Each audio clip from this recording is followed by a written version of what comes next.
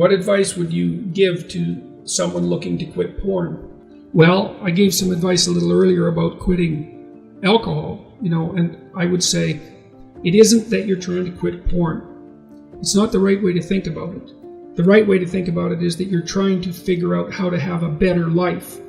And so you have to figure out, well, I would say do the future authoring program and keep your porn addiction in mind and think. So in the first part of the future authoring program, it asks you a bunch of questions about what your life could be like in 3 to 5 years if you took care of yourself like you were someone that you cared for.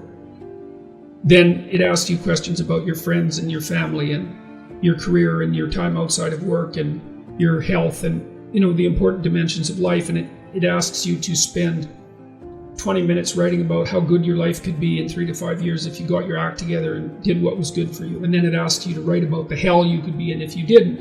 And so I would say you really need to do that, because porn isn't the issue. The issue is that you're not living your life the way you want to. And so you need a vision of life that's more compelling than the porn, and you need a counter vision too that frightens you, because otherwise porn is obviously extraordinarily gratifying in the short term, but you seem to be suffering from the medium to long-term consequences of its use. And so you need a story that you can tell yourself that's really deeply thought through about why this is not appropriate for you, how it's hurting you, and how it's minimizing you and perhaps making you embarrassed and ashamed and more socially isolated and all of that. So I would say think about it as cleaning up your psyche and your behavior rather than merely stopping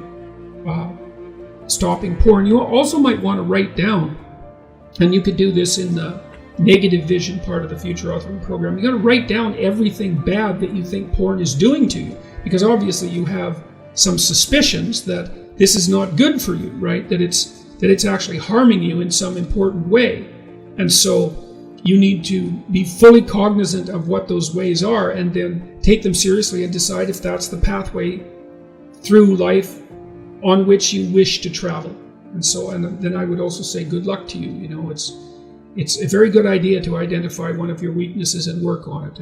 You can strengthen yourself substantially by doing that.